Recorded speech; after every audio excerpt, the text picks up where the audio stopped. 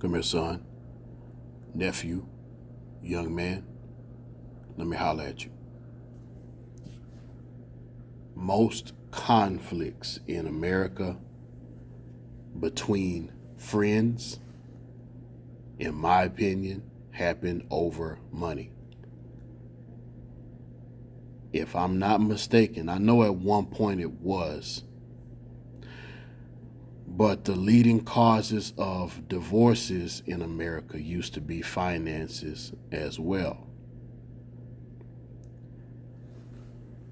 People have different views about how money should be used, spent, saved, invested, so forth and so on.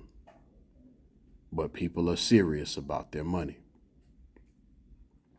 At least people who are responsible with it.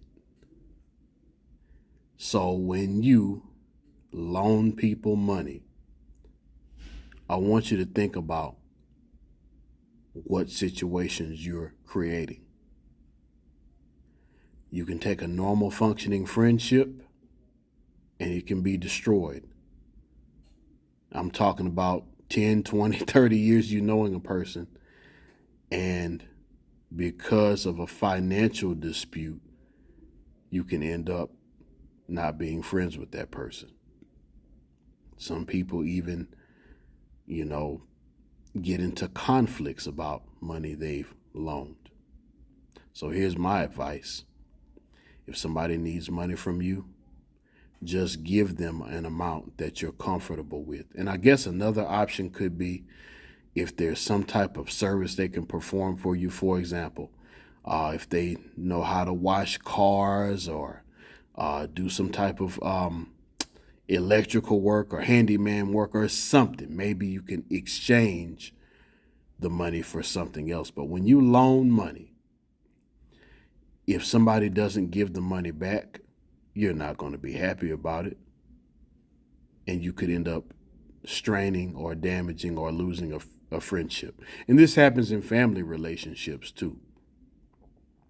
So what I do, regardless of what a person asks for, I just go ahead and give a certain amount. I give what I'm comfortable giving. I don't care what that person asked for. They're asking me for help, so I help how I can in the way that makes me feel comfortable. I don't want to have to be walking somebody down about money that I loaned them, and I don't want to, possibly not trust someone because they didn't keep their word. Now, I do suppose here's one way you could look at loaning money as being a positive. If you loan the money and they don't pay you back, now you know what type of person you're dealing with. But we're entering a recession.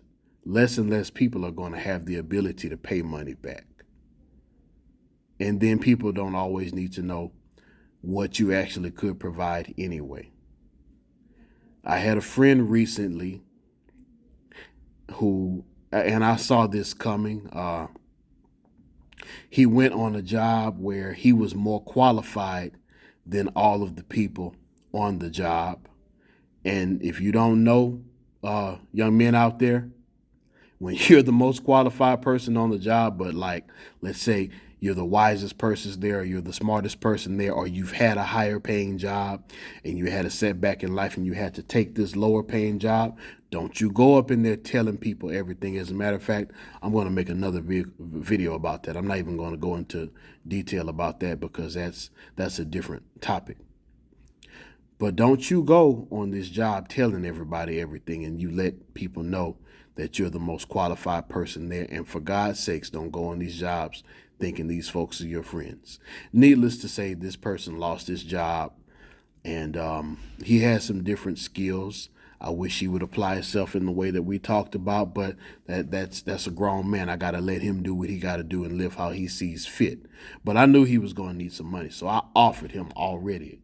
I said, hey, do you need any money? And I guess he was thinking about a loan. And by the way, if you do something nice for somebody, you don't tell who the person is. You don't say, hey, I gave Brandon some money and I'm a good person. You don't broadcast it like that. But I'm using this as an example with the person remaining nameless. So The guy told me, "Hey, I think I'm gonna have to take you up on that offer." And I got a lot of stuff going on, so I texted him back. And I said, "What offer?" And I wanted to make sure that I had the correct idea in mind. So he said about loaning some money. So I just sent him $100 through Cash App. Just in case he was thinking about paying the money back, I told him, don't pay that money back. You keep that money and but get some gas or whatever you need to get. So he asked why. Now for me, the principle is you reap what you sow. So if he pays me the money back, technically he's blocking my blessing, but that's a spiritual issue. I'm not going to start preaching to you. Unless that's what you want me to do. You can email me at motivationequation.com if you ever have any type of video request. And by the way, I have a lot of people who watch some of my videos and don't subscribe. It costs nothing to hit the like button and subscribe. So if you could help me with the algorithm, because there are young people who need this information. I talk to them every day, and my experience has been when one person might have a question or concern, somebody else does too. So please share the videos and hit the like button. Hell, you can hit the dislike button too. I'm okay with that. If you have any comments, make the comments, please. So anyway, with that being said, I didn't ask him how much money he needed. I gave him what was comfortable for me. So by doing so, he doesn't owe me anything. I'm not expecting anything. There's no pressure on friendship between two gentlemen. It is what it is. It was something nice from the bottom of my heart, because I do want to see the guy make it, and that's that. Now, let's say I would have loaned him whatever amount of money. We're in a recession. Stuff can happen. So then things get hard for me, and I need my money back. Well, you said you paid this back, and I need my money. And now I'm straining and stressing myself and him. And that's just totally not necessary. I wish him the best. I hope he lands in a career field that matches his skill set and he stays there. But at the end of the day, give the money, don't loan it. You don't need the headache and the heartache that comes with loaning money. And as always, never lose the will to win and never lose the will to survive.